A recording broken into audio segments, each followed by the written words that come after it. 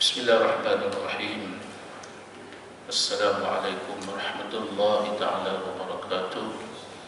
Al-Fatihah. A'udzubillahi minasyaitonir rajim. Bismillahirrahmanirrahim. Alhamdulillahi rabbil alamin. Arrahmanir rahim. Maliki yaumiddin. Iyyaka na'budu wa iyyaka nasta'in. Ihdinas siratal mustaqim. Shiratal ladzina an'amta 'alaihim ghairil maghdubi 'alaihim waladdallin.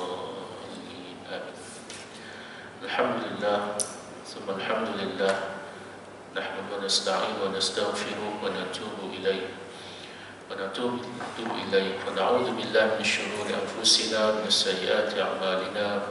Asyhadu an la ilaha illallah wahdahu la syarika lah, asyhadu anna Muhammadan 'abduhu wa rasuluh. Allahumma shalli ala sayyidina Muhammad wa ala ali sayyidina Muhammad.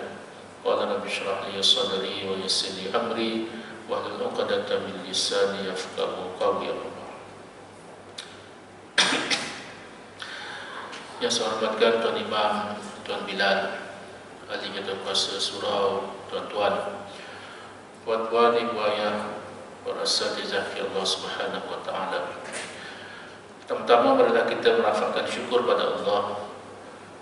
Dengan izin Allah Subhanahu wa taala kita berada dalam rumah Allah ini dengan satu tujuan amat selamat kerana Allah Subhanahu wa taala, untuk mencari redha Allah, untuk kita perbaiki amalan kita supaya kita dapat menambah amalan kita dengan pahala rahmat Allah Subhanahu wa taala yang menjadi bekal kita apabila kita berjumpa dengan Allah Subhanahu wa taala, dan apabila kita berada di satu tempat yang dipanggil sebagai Al-Mahsyar, kita dihitung oleh Allah Subhanahu wa taala dengan hitungan yang mudah. Dengan rahmat Allah Subhanahu wa taala, apa yang kita lakukan di dunia ini akan menyelamatkan kita daripada azab Allah Subhanahu wa taala dan memasukkan kita ke dalam syurga Allah Subhanahu wa taala, insyaallah. Amin. Tuan-tuan, kata Allah Subhanahu wa taala, pertemuan yang lepas adalah pada bulan September.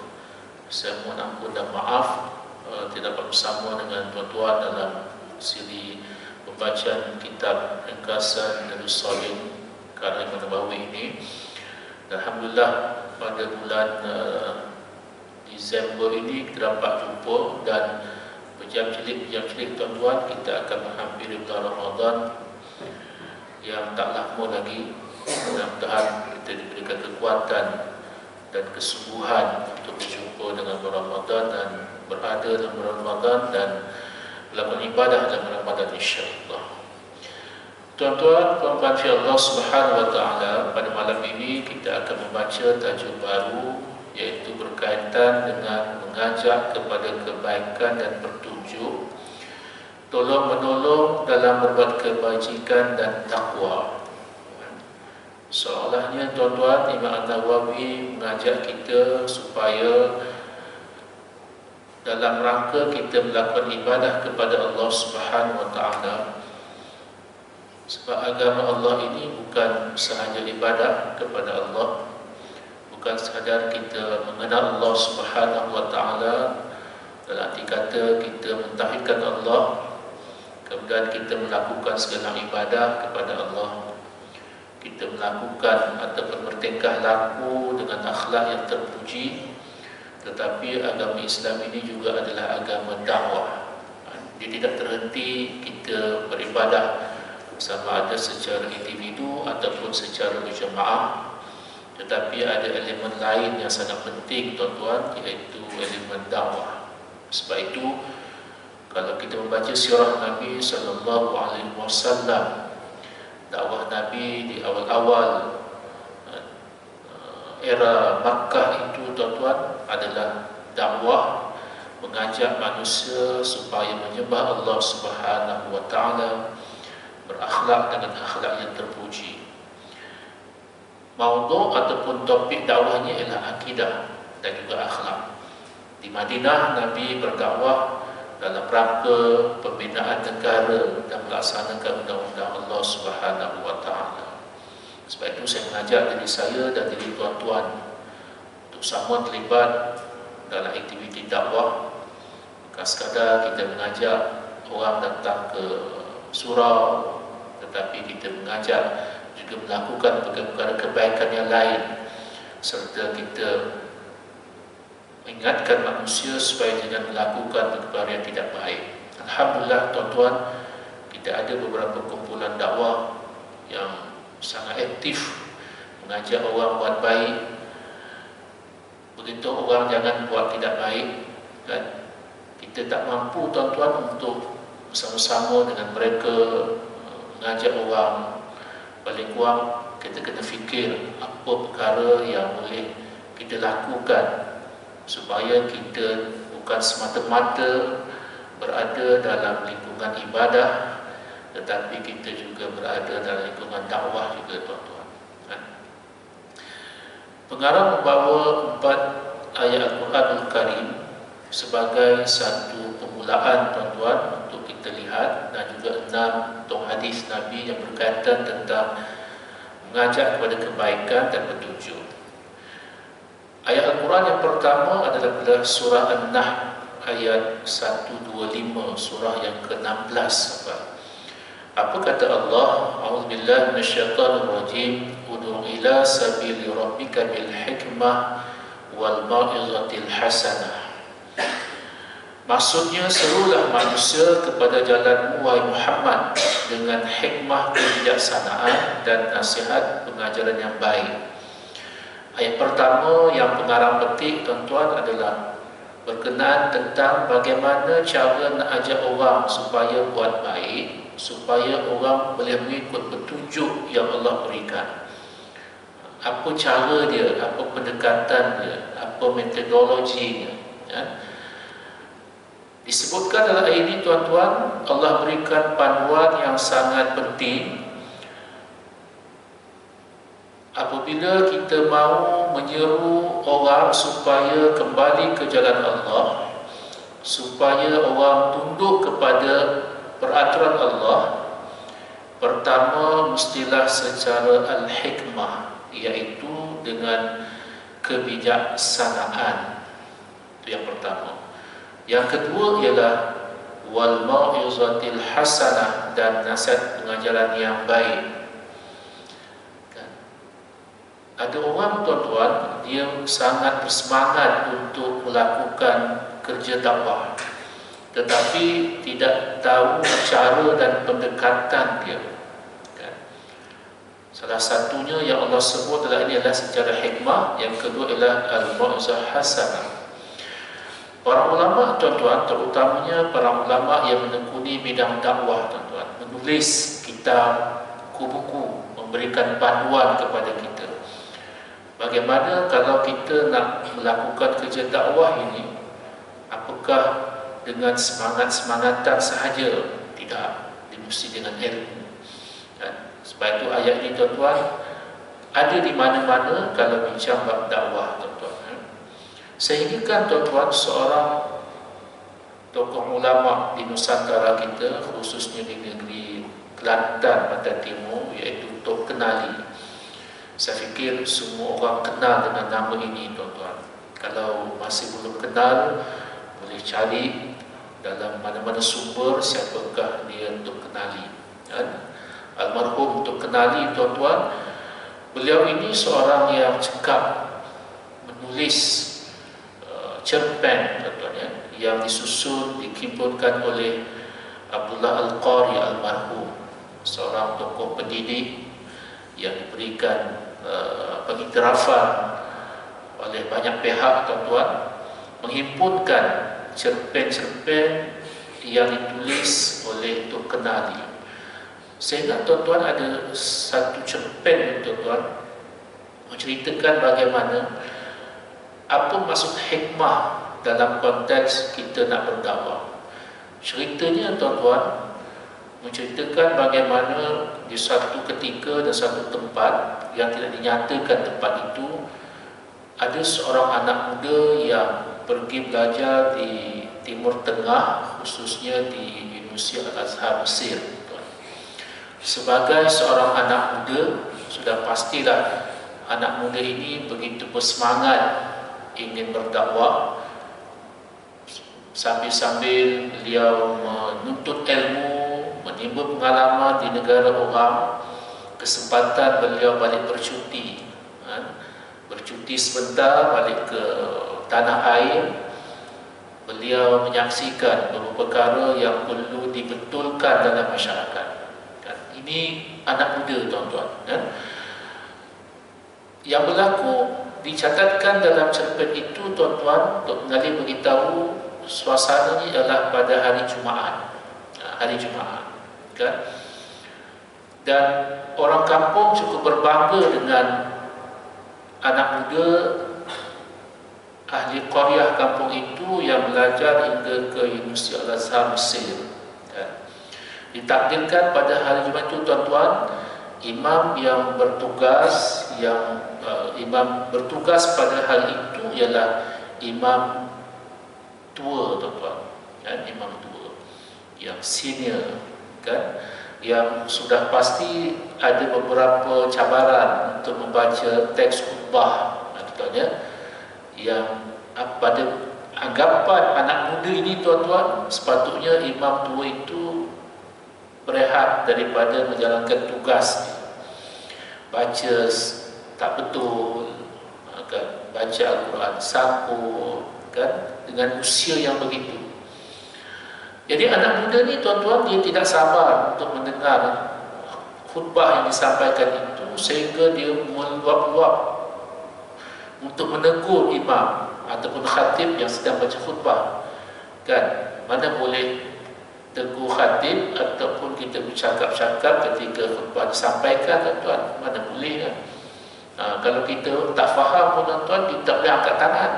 Pak Imam angkat tangan, saya tak faham lah Pak Imam cakap, saya tak boleh, tuan-tuan. Orang pandang kita, kan, ni siapa budak ni, kan. Tak boleh.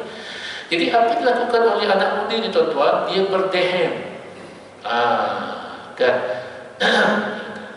kan, berdehem, memberi isyarat bahawasanya bacaan khutbah itu banyak salah dan silapnya yang dibaca oleh imam tua itu, tuan-tuan.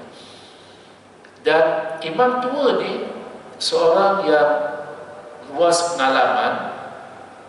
Dia, tuan-tuan, dia perasan dan dia tahu itu adalah teguran daripada anak muda, kan. Orang yang banyak pengalaman, dia tahu, walaupun orang lain tak perasan, kan. Kalau sekali tak apa, tuan-tuan, kan. Ini banyak kali seolahnya menghitung dan mengira kesalahan itu satu demi satu, kan. Dan sebagai imam yang sangat berpengalaman, dia menangkap mesej itu dengan cepat, kan. Dan di samping dia membaca teks itu, tuan-tuan, dia berkira-kira dalam pemikiran dia, kan, berkira-kira. Apa perkiraannya, tuan-tuan? Nak kena budak ni, dia kata, kan. Nak kena budak ni. Apa dilakukan ialah, kan, selepas mengerjakan solat fardu Jumaat, lepas bagi salam dan baca doa, dia bangun. Imam tadi, dia kata, dia minta para jemaah selepas solat ba'diyah, tolong jangan balik dulu ke rumah masing-masing. Kita ada majlis sedikit, dia kata.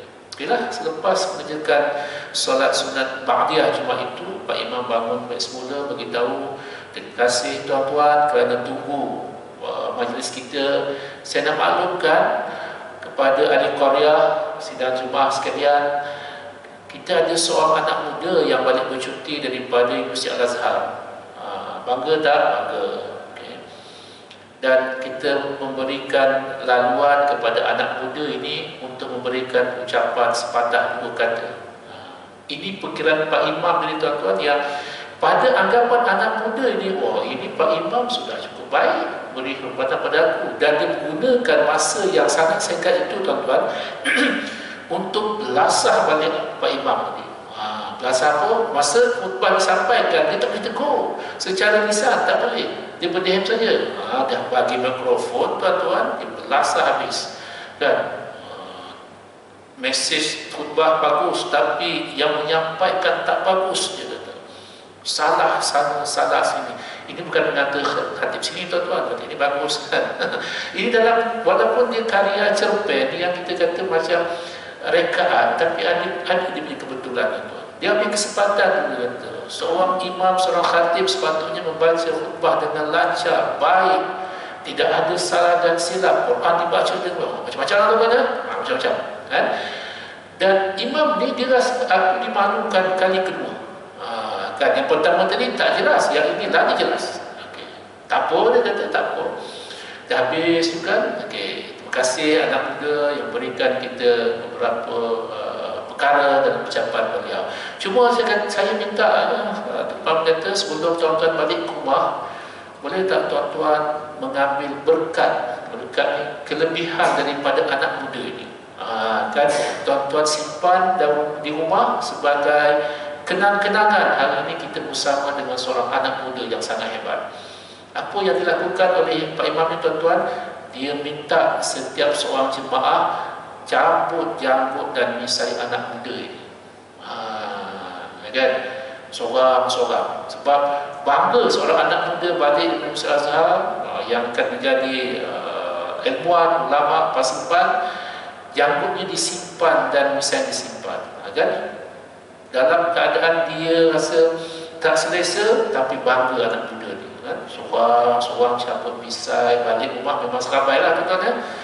Dan pada ketika itu bila balik ke rumah baru dia perasan, rupanya Pak Imam ni kenakan aku rupanya. Dan itu sebab itu orang lama-lama cakap tuan-tuan ya, siapa makan garam dulu kan. Kan itu cerita dulu lah kan. Dia maknanya pengalaman tu lebih kan. Jadi dia rasa macam membengkak dalam hati dia. Pak Imam malukan dia, dia tak sedar dia dah malukan Pak Imam. Kemudian bila habis cuti tuan-tuan, dia balik semula Masjid Al-Azhar, dia cerita kepada pensyarah dia di Masjid Al-Azhar kan, dia cerita satu. Dia mengharapkan supaya pensyarah dia boleh mempertahankan tindakan dia menegur imam yang buat salah dan silap. Buat salah dan silap. Rupanya dia dimarah balik oleh pensyarah dia. Dengan bahasa yang paling mudah, pensyarah dia kata, nama je mengaji Al-Azhar kan, nama je nak jadi orang pandai tapi bodoh. Itu bahasa paling mudah tu dia. Dan apa alasannya kan? Alasannya mudah, pensyarah dia kata kan, betul menegur kesalahan itu perlu dilakukan, tetapi mestilah dengan cara dan adab tertentu. Apatah lagi berhadapan dengan orang yang punya pengaruh dalam masyarakat. Tidak semudah-mudah itu untuk menegur kesalahan orang. Istilah digunakan oleh almarhum Dr. Nali apa tuan-tuan, dia kata pensyarah itu pesan lain kali untuk berdakwah, untuk menegur orang, mestilah ada fiqh as-siyasah.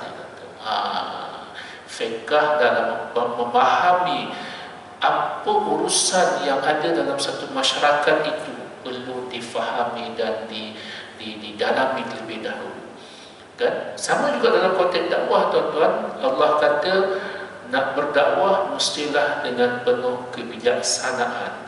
Para ulama tuan-tuan telah memberikan ta'rifan al-hikmah itu, antaranya ialah Al-Quran, antaranya ialah As-Sunnah, antaranya ialah Al-Adl, keadilan, dalam arti kata meletakkan sesuatu yang betul di tempat yang betul kan.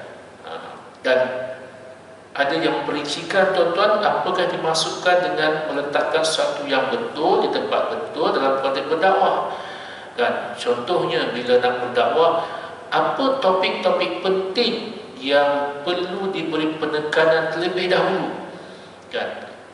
Dipanggil tertibul al-awlawiyat dalam bahasa Arabnya, menyusun mengikut keutamaan kan. Yang ini Islam dah ada, yang kemudiannya diambil konsep ini tuan-tuan oleh para ilmuwan barat kan, Contohnya katakan Stephen Covey, dalam bukunya tuan-tuan, 7 perkara yang perlu ada, yang perlu dilakukan oleh orang yang efektif. Antara ialah melakukan sesuatu yang penting dalam urutan perkara yang penting. Dalam Islam adalah berdasarkan kepada hadis Nabi SAW, bila Nabi SAW memohon atau meminta kepada Muaz bin Jabal untuk berdakwah ke negeri Yaman, tuan-tuan, Nabi tak boleh tinggal Madinah sebab keperluan itu sangat mendesak untuk Nabi tidak meninggalkan bumi Madinah. Jadi Nabi menghantar para sahabat, antaranya adalah Muaz bin Jabal, untuk pergi ke Yaman. Apa pesan Nabi, tuan-tuan? Nabi kata, wahai Muaz bin Jabal, wahai Muaz, kamu pergi ke negeri Yaman, kamu akan mendatangi atau kamu berjumpa dengan penduduk Yaman yang terdiri daripada ahli kitab, iaitu orang Yahudi dan Nasrani, tuan-tuan ya. Dan pertama, kamu ajak mereka supaya kenal Allah. Kenal Allah sehingga mereka boleh mengucap La ilaha illallah Muhammadur Rasulullah. Itu perkara pertama, tuan-tuan. Sebab itu, sekiranya ada pengajian tentang akidah dan tuan-tuan, kita berikan keutamaan. Sama juga, tuan-tuan, kita nak minta anak-anak kita, cucu kita untuk solat, tuan-tuan, tekankan dan tanamkan dalam diri anak-anak, kan, kenapa solat? Pertama ialah Allah suruh, kan, itu tauhid. Kedua, nak sembah Allah, kan, sembah Allah. Letakkan pertama tauhid itu, tuan-tuan ya. Kemudian barulah kalau mereka sudah mengucap kalimat syahadah, sudah kenal Allah, Nabi kata, Nabi pesan pada Muaz, baru cerita tentang solat dan puasa, zakat, begitulah seterusnya. Itu dipanggil turutan keutamaan, kan, turutan keutamaan. Yang kedua, hikmah juga ialah melaksanakan keutamaan itu secara beransur-ansur, tidak sekaligus. Bila melihat bagaimana ayat-ayat Allah Subhanahu telah diturunkan, tuan-tuan, kan, di Mekah, contohnya cerita tentang akidah, cerita tentang akhlak, tanamkan dulu, kan, tanamkan dulu apa perintah Allah, kenapa Allah itu perlu dibesarkan, ditakzimkan, kan. Tak cerita lagi tentang solat, tentang itu, tak. Sebab itu Sayyidatina Aisyah radhiyallahu anha, tuan-tuan, pernah bagi tahu, sekiranya di zaman Mekah itu turun tentang pengharaman zina, kan, pengharaman zina, kan, nescaya kami tidak akan meninggalkan yang begitu, tak, kan. Sebab itu diturun secara beransur-ansur. Sama juga pengharaman Arab, tuan-tuan, tidak turun pengharaman itu sekaligus. Ayat pertama tentang Arab cerita tentang kebaikan dan keburukan, kan. Ayat seterusnya pula cerita kalau nak solat jangan ambil arak atau minum arak, kan. Wa la taqrabusa wa antum sukara, jangan hampiri solat, nak solat jangan dalam keadaan mabuk, bimbang bacaannya tak sempurna, kan. Dah faham semua itu, barulah pengharaman secara qat'i, kan, secara qat'i. Jadi Sayyidatina Aisyah mengambil sebab itu, dia kata kalaulah diturunkan dalam keadaan sekaligus begitu, nescaya orang Arab pada ketika itu tidak akan meninggalkan apa yang mereka sudah sebati dalam diri mereka. Ada yang mengatakan, tuan-tuan, al-hikmah itu ialah lemah lembut. Ini pun satu tafsiran yang boleh kita bincang sama ada betul ataupun tidak, kan.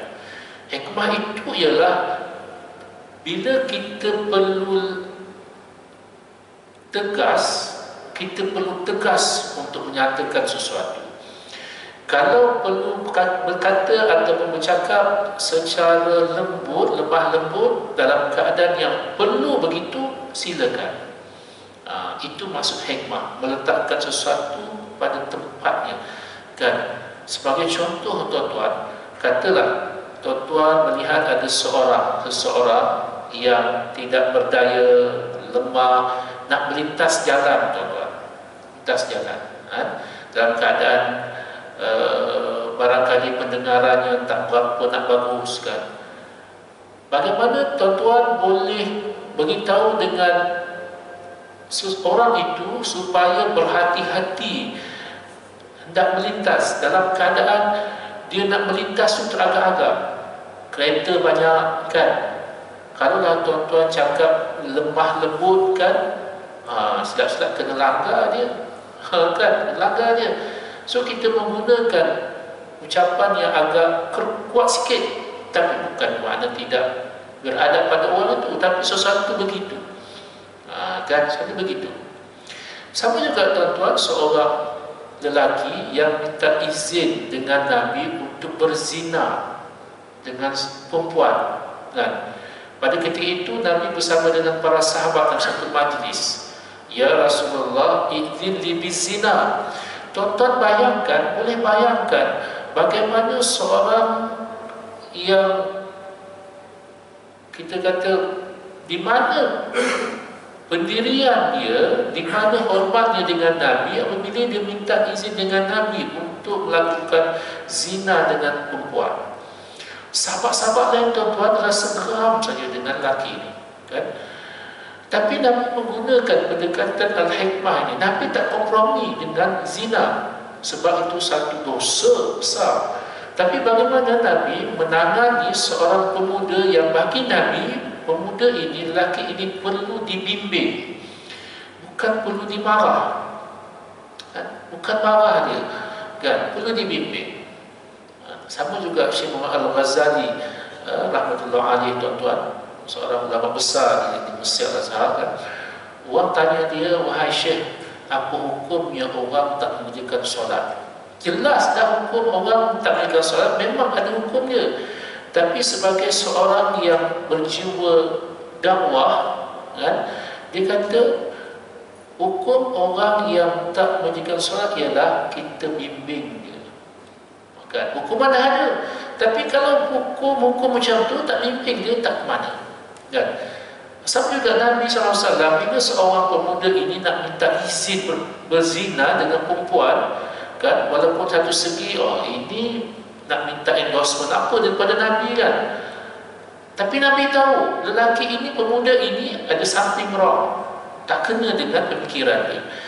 Nabi tak marah dulu, tuan-tuan. Apa yang Nabi buat ialah Nabi berdialog dengan pemuda ini, mainkan emosi dan pemikiran dia. Apa Nabi tanya?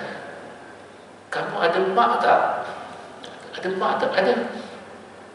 Apakah kamu izinkan orang lain berzina dengan mak kamu? Kan, bila sebut mak ni, tuan-tuan, timbul satu perasaan lain. Wallahi, dia kata, Arab kata kalimat wallahi, dia tak akan izinkan mana-mana lelaki berzina dengan maknya. Macam tu juga Nabi kata, kan, tak ada orang yang benarkan kamu berzina dengan mak orang, kan? Tak ada siapa pun yang izinkan, tak ada siapa redha kamu berzina dengan mak orang. Tapi tanya, kamu ada adik perempuan tak? Ada, kan? Apakah kamu redha orang berzina dengan adik kamu? Wallahi, dia kata, saya tak akan izinkan. Macam tu juga Nabi kata, orang tak redha kamu berzina dengan adik orang. Kamu ada kakak tak? Ada. Habis Nabi sebut semua keluarga perempuan. Makcik sebelah mak, makcik sebelah bapa, nenek sebelah mak, nenek, semua sebut. Nabi kata sama juga. Jadi Nabi mainkan emosi dan perasaan. Selepas apa tu, tuan-tuan, Nabi ambil tangan perempuan pemuda tadi, Nabi doakan, ya Allah, ampunkanlah dosa pemuda ini, ampunkanlah dia, kan? Peliharalah kehormatannya, kan? Nabi doakan, kan? Saya ada baca satu artikel, tuan-tuan, kan? Seorang pensyarah, kan? Dia berdepan dengan seorang pelajar dia bukan Islam, menyatakan hasrat nak masuk Islam, kan? Masuk Islam. Dia jumpa dengan profesor ni, wahai profesor, saya nak masuk Islam. Profesor kata, welcome, kamu dipersilakan, tak ada orang nak paksa kamu kan. Tapi profesor, saya nak masuk Islam ni, tapi satu syarat, boleh tak? Ataupun selama ni memang saya, babi itu adalah makanan saya, dia kata. Boleh tak saya masuk Islam tapi saya teruskan makan babi? Tuan-tuan kalau jumpa orang macam ni, tuan-tuan nak cakap apa? Kan? Tak boleh. Tak boleh. Ini najis mughallazah. Kamu tak boleh. Dalam artikel saya baca, tuan-tuan, profesor ni serba salah. Kan? Serba salah. Kalau dia kata tak boleh, perempuan atau pelajar perempuan ni tak akan masuk Islam. Dah rugi dah. Jadi dia susah nak bagi jawapan. Lain dia kata, ikut kamulah. Dan kalau kamu nak masuk Islam, kata pakai babi, itu kamu punya pasal, itu kamu punya kehendak. Saya tak boleh nak larang kamu. Kan? Itu jawapannya. Dan seminggu ataupun seminggu lebih macam tu, tuan, profesor ni didatangi oleh seorang pelajar perempuan, kan, lintur, pakai tudung, semua kan. Dan profesor ni tak kenal lah siapa perempuan ni, dan dia perkenalkan diri dia, bahawasanya dia adalah pelajar yang cuba untuk masuk Islam itu dan minta izin makan babi. Kan? Jadi profesor ni soalan pertama, dia kata, alhamdulillah kamu dah kembali kepada fitrah, kan? Cumanya kamu makan babi ke? Dia kata, kan? Kamu masih makan babi? Profesor, saya nak sebut pun jijik. Dia kata, apatah lagi makan. Tengok, itu kebijaksanaan, tuan-tuan, memberikan jawapan kepada seorang yang bukan Islam nak masuk Islam. Kan? Barulah dia kata perkiraan dia, kalau saya tak benarkan tadi, kan, wanita tadi atau pelajar perempuan tadi tak akan masuk Islam. Dah satu kerugian. Nak sebut, sama juga wanita pemuda yang minta izin berzina dengan Nabi, tuan-tuan, dia nak sebut pun dia tak mampu, apatah lagi nak melakukan perbuatan tersebut, tuan-tuan. Bapak-bapak ni, tuan-tuan, saya bersama dengan rakan-rakan di Pusat Kajian Dakwah Fakulti Pendidikan Islam, tuan-tuan, UKM, kami mengendalikan bengkel kepimpinan dakwah kepada guru-guru agama orang asli Kelantan, tuan-tuan. Sahabat-sahabat kami orang asli tapi dah masuk Islam, mereka mendalami ilmu Islam dan menjadi guru agama di tempat mereka, tuan-tuan. Dalam perbincangan bersama dengan mereka, tuan-tuan, bila kita bagi kuliah, bagi kemahiran, kan, ada seorang guru agama yang kita kata advance daripada orang lain. Ustaz, dia kata, kami berhadapan dengan isu bila nak menguruskan jenazah orang-orang asli ini, dia kata, kan? Mereka minta juga supaya apa yang mereka ada, kan, seperti baju yang mereka pakai, dikafankan sekali dengan kain kafan yang ada. Kan? Sebagaimana rakan-rakan kita berbangsa Cina, bila nak meninggal dunia, dia ada barang-barangan iringan yang dibawa masuk dan dibakar. Begitu juga dengan sekelompok, segelintir orang asli yang Muslim ini juga mau masukkan barang-barang tertentu. Kalau rakan-rakan bangsa Cina kita, tuan, dia kertas saja, kan, ini dah memang barang betul. Contoh duit, memang duit betul masuk dalam keranda ataupun di dalam yang lahan. Kalau emas, emas betul, bukannya kertas, tak. Macam baju tadi. So kita menjawab berdasar kepada apa yang kita tahu, berdasar kepada apa dan bincang kita fiqah. Pertama, kita kata, kalau kita pergi kenduri kendara, kita ada pakaian kita sendiri, betul kan? Kita ada set pakaian kita. Orang perempuan lagi banyak, tuan-tuan, kita pun ada koleksi pakaian kita. Untuk solat, ini koleksi kita. Untuk pergi apa-apa pun majlis, ini koleksi kita. Jadi saya menggunakan hujah logik yang pertama. Ini kita nak menghadap Allah, menghadap Tuhan. Kita ada pakaian khusus kita, iaitu kain kafan, tak boleh campur, saya kata. Kan? Oh, mereka argue lagi kan. Akhirnya kita cuba memberikan pandangan yang paling ringan, wallahu a'lam bissawab, masih dibincangkan juga kan. Tidaklah boleh memakai pakaian apa yang kita ada ini, sebab pakaian itu tidak berjahit kan. Tetapi tuan-tuan ingat tak, ataupun ada satu kita kata dipakaikan jubah kan. Jubah tu tak berjahit pun untuk jenazah kan tuan-tuan kan. Lapisan pertama kan putih, lapisan kedua kan, yang ketiga tu atau yang keempat kadang kita buatkan jubah dia. Jubah tu kan, terutama orang yang berbadan bertubuh besar, kita katakan memang kena pakai jubah. Tapi jubahnya simple lah, bukan pakai jubah kita pergi masjid ni, tidak kan, tidak berjahit, tapi itu seorang macam pakaian. Jadi kami cuba berkompromi di segi itulah. Kalau itulah, rupanya ada cerita di sebalik itu tuan-tuan. Ada seorang pendakwah muda yang dihantar oleh Jabatan Ahli Agama Islam Kelantan, cuba menguruskan jenazah itu. Mereka minta macam-macam, dan sampai ke petang, sampai ke sudah tak dapat disempurnakan jenazah itu tuan-tuan. Sebab mereka minta, dan jawapan daripada anak muda, pedang muda ni keras sangat jawapan dia. Kan, bukan berkompromi, tidak, tapi macam mana nak menjawab dalam suasana mereka tak faham apa-apa tentang Islam kan. Keras sangat jawapannya.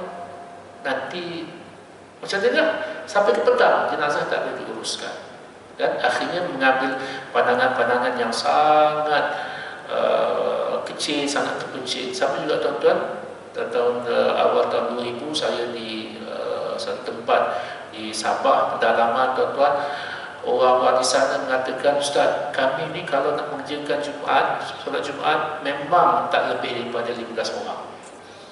Apakah boleh kami tak mengerjakan solat Jumaat? Kalau ikut mazhab Syafi'i 40 tuan-tuan ya, 40 kan. Saya kata boleh kan. Rupanya masa Covid hari tu memang kita kurang daripada 40 kan. Masa tu saya tekadnya tuan-tuan boleh, dia kata, tuan-tuan kerjakanlah solat Jumaat walaupun tak cukup 40. Sebab apa? Kalau tuan-tuan kira juga, memang tuan-tuan tak ada peluang solat Jumaat tiap minggu. Kami 10 orang Ustaz, tak apa, sembahyang kan? Kata sembahyang. Sebab kampung tu memang tak cukup orang. Kalau pergi memang jauh-jauh, memang pendalaman subuh. Yang ini dia ada yang komited, dia kata. Tapi saya kata yang 10 orang ni kena pakat-pakat ajak orang lain. Nanti dari semasa ke masa bertambah lah. Kan? Jadi kalau kita guna pendekatan, tak boleh, dah tak pernah sembahyang Jumaat kan, nasihat dalam khutbah Jumaat pun tak dengar kan, tak ada. Jadi bila syiar itu akan berlaku kan. Tapi saya kata tingkatkan dari semasa ke semasa kan, buat program supaya orang akan datang kan ke masjid, ke surau kan. Carilah tarikan-tarikan tertentu supaya orang boleh tertarik untuk datang, dan akhirnya capai 40 tu insya-Allah, walaupun dalam masa yang sangat lama, tak ada masalah kan. Ayat kedua tuan-tuan dalam kitab ini adalah daripada surah Ali Imran ayat 104, surah yang ketiga ayat 104. Apa kata Allah? Waltakum minkum ummatun yad'una ilal khair. Dan adalah ada di antara kalian segolongan umat berdakwah yang menyuruh kepada kebajikan, iaitu Islam. Dan ayat ini apa tuan-tuan? Allah minta kan, dalam ramai-ramai umat Islam ini ada sekumpulan orang umat Islam yang spesialis dalam bidang dakwah, aktif dalam bidang dakwah. Dan perkataan minkum ni tuan-tuan, dalam kitab-kitab tafsir mengatakan, para ulama mengatakan menjadi perbezaan pandangan para ulama. Minkum itu sama ada sebahagian ataupun seluruh umat Islam yang mukallaf wajib berdakwah. Menjadi perbicaraan para ulama.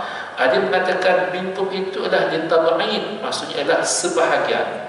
Maksudnya ialah Kita ramai-ramai itu tuan-tuan, ada sebahagian pada kita ni memang dia mendalami satu bidang agama dan dia ada kekuatan membina jaringan dakwah, dia pergi. Sebab itu para ulama mengatakan pendakwah ini ada dua kategori, satu pendakwah yang khusus dan yang umum. Yang khusus ialah mereka yang mendalam bidang pengajian Islam, yang faham agama. Ini keutamanya ialah amalkan agama dan ajak orang untuk amal agama. Itu dakwah. Yang kedua ialah pendakwah bentuk umum. Belajar agama juga tuan-tuan dalam keadaan yang sangat asas, kan? Tapi dia tak boleh untuk tidak ajak orang. Dia kena ajak orang juga dalam keadaan kekurangan yang dia ada, kan? Jadi kesimpulannya apa tuan-tuan? Kerja dakwah ini bukan kerja ustaz semata-mata, bukan kerja orang mengajar Islam semata-mata, bukan kerja orang balik daripada Azhar, bukan daripada graduan pengajian Islam UKM, UM segala macam. Tidak. Semua orang terbit dalam hati, yes, aku nak pergi buat kerja dakwah, tapi dalam lingkungan atau pengaruh ataupun kemampuan masing-masing. Kan, masing-masing. Tak mampu nak berceramah, tak apa, tapi apa boleh kita buat? Sebab itu dalam ayatnya tuan, dakwah bil lisan, maknanya berdakwah bercakap macam ini, kan? Dakwah bil hal, tak bercakap, tapi ajak orang melalui perbuatan tertentu, senyum, sembang-sembang santai, kan? Itu juga. Yang penting apa tuan-tuan? Kita tidak miss atau tidak terlepas dalam masuk senarai kelompok orang yang yad'una ilal khair. Semua orang buat baik. Kaedahnya macam-macam, kan? Tuan Haji dengan kaedah, silakan, kan? Tuan dengan kaedah, silakan, kan? Ibu-ibu kat belakang dan silakan, tak apa, yang penting ajak orang buat baik, kan? Wal takum minkum ummatun yad'una ilal khair wa ya'muruna bil ma'ruf wa yanhauna 'anil munkar, kan? Ya'muruna bil ma'ruf, perintah orang buat baik, wa yanhauna 'anil munkar, cegah orang daripada melakukan kejahatan.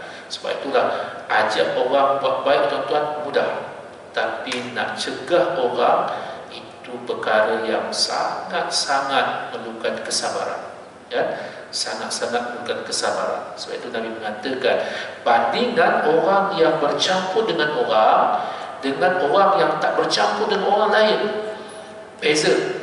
Orang yang bercampur dengan orang dan dia sabar dengan kerenah orang, itu ganjaran dia Nabi kata lebih besar daripada orang yang tak bergaul dengan orang, kan? Dan dia tak sabar dengan orang, kan? Kita bergaul tuan-tuan, nak tegur kawan buat salah, kadang susah tuan-tuan, kan? Susah, tak terasa hati.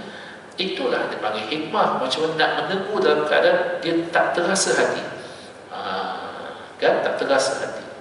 Yang tuan-tuan, kita kadang minum-minum sama kita, kan? Ada seorang isap rokok, macam mana nak tegur dia tu? Ni kawan baik, hari-hari getih, kan? Kan?